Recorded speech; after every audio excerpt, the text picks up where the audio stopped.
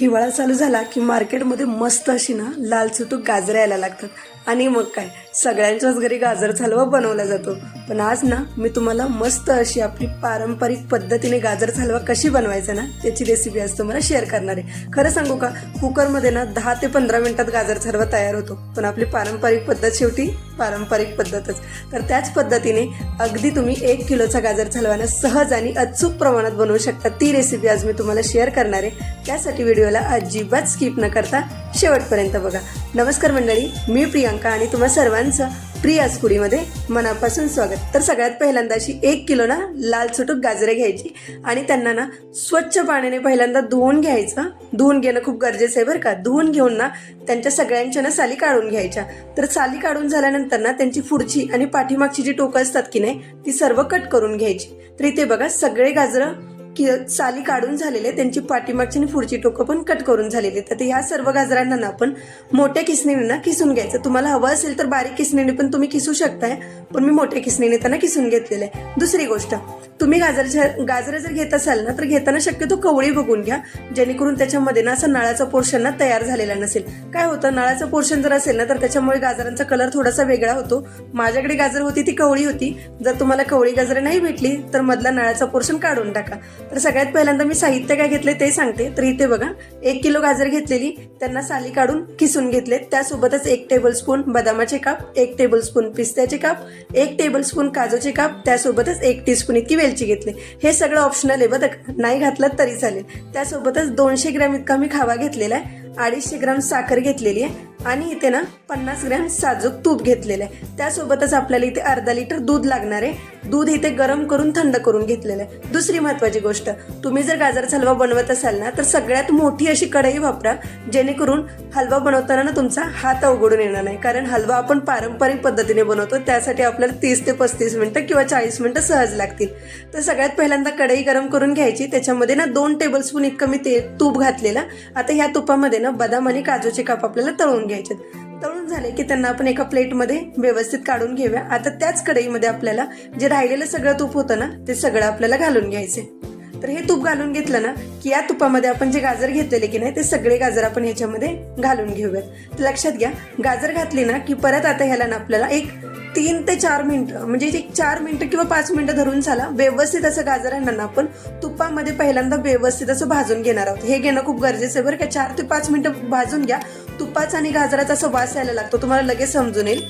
अशी व्यवस्थित भाजून झाली ना की नंतर मग आपल्याला पुढची स्टेप करायला घ्यायची. तोपर्यंत आपण एक 4-5 मिनिटं गाजर व्यवस्थित अशी भाजून घेऊयात.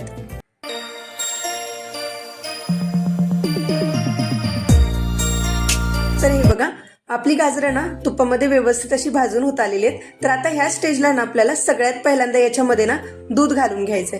तर इथे जे दूध घेतलेलं ना मी गरम थंड करून घेतलेलं. कधी पण दूध घ्यायचं ते रूम टेम्परेचरचं घ्यायचं, अजिबात थंड दूध वापरू नका. आणि इथे दूध घातलंय ना ते मी साईसोबतच दूध घातलेलं आहे. दूध घातलं की परत आता आपल्याला ह्या गाजरांना दुधामध्ये शिजवून घ्यायचं. लक्षात घ्या, सगळ्यात पहिल्यांदा दूधच घालायचं बरं का गाजरामध्ये. तुम्ही खावा पण घालू शकता, पण दूध घातलं तर दुधामुळे ना गाजरचा हलवा बनवायला लवकर होऊन जातो. तर दूध घातलं की त्याच्यामध्ये परत एकदा त्याला शिजवून घ्यायचं. इथे दूध घातल्यानंतर ना सहज तुम्हाला ना 5 ते 6 म्हणजे जास्तीत जास्त 7-8 मिनिटं लागतील.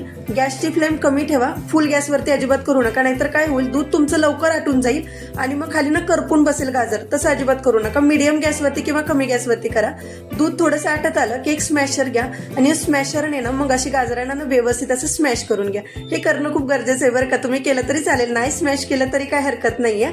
स्मॅश करून झालं ना की व्यवस्थित असं परत त्याला एकदा परतवून घ्या. दुधामध्येच व्यवस्थित असं गाजर आपल्याला मिक्स करून घ्यायचे. तर हे बघू शकताय, बऱ्यापैकी आपलं दूध ना आटत आलेलं आहे. हे बघू शकता, दूध व्यवस्थित आटवून द्या बरं का. घाई वगैरे अजिबात करू नका. एक 7-8 मिनिटं सहज निघून जातात त्याच्यामध्ये. आणि त्यासोबतच बाजूला जी साई तयार झालेली असते की नाही ती साई सोबतच तुम्ही त्याच्यामध्ये मोडत जा, जेणेकरून खाताना सुद्धा ना खूप छान लागतं बरं का. आता साई मोडत आलेली. आता ह्या स्टेजला ना आपल्याला याच्यामध्ये घालायचं आहे तो म्हणजे खावा. एक दूध आपल्याला व्यवस्थित असं आटवून घ्यायचं बरं का. दूध व्यवस्थित आटून झालं की ह्या स्टेजला आपण ह्याच्यामध्ये खावा घालून घेऊया. आता तिसरी महत्वाची गोष्ट, खवा घालताना ना याच्यामध्ये आपल्याला खवा जो घ्यायचा आहे की नाही तो फ्रीजमधून काढल्यानंतर एक 20 ते 25 मिनिटांना तुम्ही बाहेर ठेवून द्या, कारण खवा फ्रीजमध्ये असतो ना, एक दगड झालेला असतो, त्यासाठी त्याला फ्रीजमधून बाहेर काढलं ना की तो नरम पडतो. आणि याच्यामध्ये खवा घातल्यानंतर परत एकदा त्याला व्यवस्थित असं मिक्स करून घ्यायचं. आता लक्षात घ्या, जर तुम्हाला इथे परत आता स्मॅशर वापरायचं असेल ना तर तुम्ही स्मॅशरने पण त्याला व्यवस्थित असं मिक्स करून घेऊ शकताय. जर तुम्हाला स्मॅशर वापरायचं नसेल ना तर तुम्ही झाऱ्याने परत एकदा ना त्याला असं व्यवस्थित असं फेटून घ्या. तर हे करणं सुद्धा खूप गरजेचं आहे बरं का. तुम्ही झारा वापरला ना तर अगदी तुम्हाला सहज होऊन जाईल आणि तुमचा हात सुद्धा उघडून येणार नाही. आता सगळ्यात शेवटी दूध आणि खवा व्यवस्थित असं आटत आला ना की सगळ्यात शेवटी साखर घालायची. लक्षात घ्या, तुम्ही कोणताही गोड पदार्थ बनवा, तुम्ही खीर बनवा, शिरा बनवा, कोणताही पदार्थ बनवा, गोड पदार्थामध्ये साखर शेवटी घातली ना तर त्या पदार्थाचा कलरच वेगळा होतो. आणि गाजरच्या हलव्यामध्ये जर तुम्ही साखर शेवटी घातली ना तर सगळ्यात पहिल्यांदा गाजरच्या हलव्याचा कलर कसा असतो तो बघायचा, आणि साखर नंतर जेव्हा आपण घालतो ना तेव्हा त्या गाजरच्या हलव्याचा कलर हा पूर्ण लालसारखा येऊ लागतो. आणि एक महत्त्वाची गोष्ट सांगू का, तुम्ही एखाद्या तिखट पदार्थाला जर आपल्याला हलकसं गोड करायचं असेल ना तर त्याच्यामध्ये जर तुम्ही साखर घातली ना तर त्या पदार्थाची सुद्धा चव बदलते आणि त्या पदार्थाला सुद्धा तरी खूप छान येते बरं का. तर त्याला सुद्धा ना साखर आटेपर्यंत ना साखरेचं जे पाणी झालेलं असतं की ना ते आटेपर्यंत त्याला व्यवस्थित असं भाजून घ्यायचं. आता ह्या स्टेजला आपल्याला ना याच्यामध्ये बदाम आणि काजूचे काप घालायचे आणि नंतर वेलची पूड घालायची. साखरेचं पाणी आटलं कसं हे समजायचं कसं ते सुद्धा सांगते मी तुम्हाला. तुम्ही काय करायचं, जे झारा असतो की नाही झाऱ्याने ना गाजरच्या हलव्याला अगदी साईडला करून घ्या आणि त्याच्यामधून जर तुम्हाला तूप सुटायला लागलं हे समजलं ना तर लगेच समजून द्या की साखरेचं पाणी आटलेलं आहे. जर तुम्ही जास्त वेळ त्याला जर परतत राहिला ना तर काय होईल, भलेही तुम्ही कमी गॅसवरती त्याला परतत राहा पण गाजरचा हलवा ना खाली नंतर असं चिकटायला लागेल. त्यासाठी ना असं चिकट राहतो, तुम्हाला सुरुवातीला समजून येईल की तो चिकट आहे. ह्या स्टेजला ना तुम्ही तूप गरम करून पण त्याच्यामध्ये टाकू शकता, पण मला असं गरज नाही वाटली की याच्यामध्ये तूप गरम करून परत घालावं. तर आता मी डायरेक्ट ह्याला ना एका प्लेटमध्ये काढून घेते की आता ह्याला थंड करायचं. ज्या लोकांना गाजरचा हलवा गरम गरम खायला आवडतो ना तुम्ही असंच गरम गरम गाजरचा हलवा कढईतून काढून खाऊ शकता, पण मला असं नाही आवडत, माझ्या घरातल्यांना पण नाही आवडत. तो थंड करून असं मस्त असं प्लेटमध्ये सर्व करून आणि मग त्याच्यावरती मस्त असे काजू बदामचे काप असं टाकूनच फार आवडतो बरं का. तुम्हालाही तसं आवडत असेल ना तर तुम्ही पण ही स्टेप नक्की करा बरं का. आता त्याला थंड करायचा, त्याच्यावरती काजू बदामाचे काप घालायचे आणि मग त्याला थंड झाल्यानंतर मग आपण सर्व करूयात. तर बघू शकता किती सुंदर आणि किती छान आपला गाजरचा हलवा तयार झालेला आहे. असा गाजरचा हलवा जर तुम्ही बनवला ना तर एक कंप्लीट ना 7 ते 8 दिवस तुम्ही त्याला फ्रीजमध्ये स्टोअर करून पण वापरू शकता. थंड झाला की एखाद्या हवाबंद डब्यामध्ये भरून ठेवा आणि फ्रीजमध्ये स्टोअर करा, मग तुम्ही वापरू शकताय. व्हिडिओ आवडला असला ना तर एक लाईक नक्की करा. तुम्ही चॅनलवर नवीन असाल ना तर सबस्क्राईब करायला मात्र विसरू नका. पुन्हा भेटूयात अशाच एका चटपटीत आणि एका सुंदर रेसिपी सोबत. तोपर्यंत धन्यवाद.